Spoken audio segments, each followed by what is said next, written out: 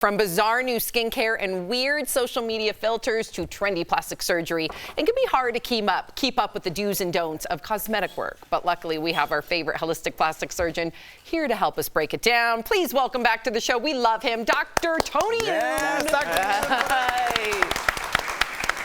Hi there. Let me just flip on over to you. Did you buy that story, Dr. Youn? Okay. I think that's real, not sus. Thank you very much, and they will all apologize. Now, let me get to the important news here. Very hard topic. Jennifer Aniston revealed her secrets to looking young, Doc. She's getting weekly peptide injections, and I'm not joking, salmon sperm face masks. Does this work?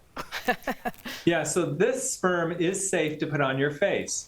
Basically, salmon sperm is something that is used a lot in Korea as this kind of fancy ingredient where they actually extract the sperm DNA from salmon and then use it in skincare products. And there have been studies to show that salmon sperm DNA can help with wound care and wound healing. So there is some truth to this, believe it or not. Oh, I'll write that down.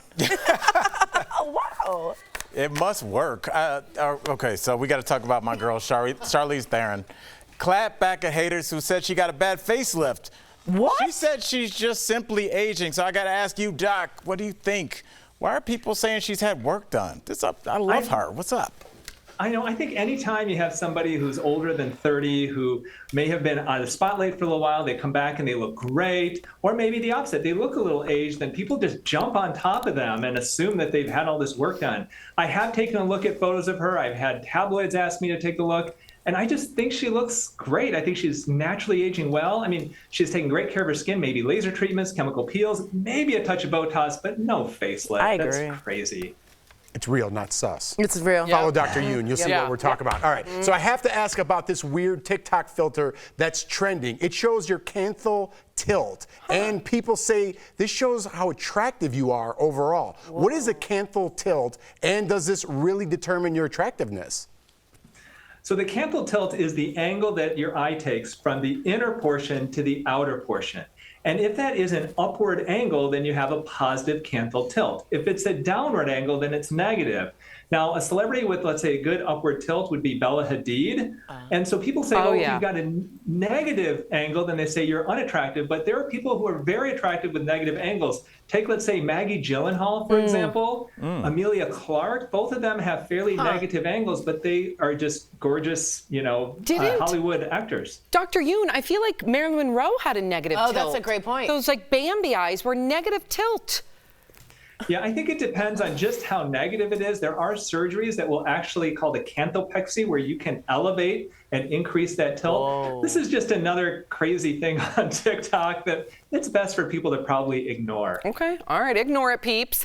Okay, so more and more people are getting their breast implants removed to have a more natural look. I also know that they're doing it just to be healthier. My wife is looking into it, Okay. Is that right? Yeah. So talk to us about this, Dr. Youn. What do you think about it? And do you think this is going to be the new trend going into 2024?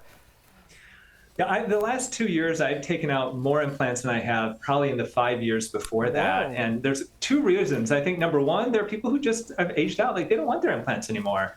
But there's the other group of people who are concerned that their implants may be making them sick. Right. Now, I'll tell you, I was one of the first plastic surgeons to come out publicly way back in 2019 that I thought that breast implant illness was real. Wow. And I had plastic surgeons who were jumping on me, who were calling me, threatening me, and bad-mouthing me because I was threatening their profession, essentially. Now, I do breast implants, but I inform all of my patients that I do think that breast implant illness is real. I think a small percentage of women can get sick from their implants. When they remove implants, anywhere from 80 to 85% of them appear to have an improvement in their symptoms. Wow. Thank you so much, Dr. Youn, for keeping it real. I think that's life-saving. We always love when you join us. DBL Nation, make sure you follow Dr. Youn across social media at Tony Youn, MD. Jeff's right. It's a good follow. It is. It is a good one. And Doc, if my wife ever needs something, I want your hands on my wife's breast. Oh, call me.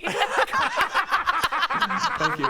We love you, Dr. Youn. We'll be right back. Thank you. Oh, that's hysterical.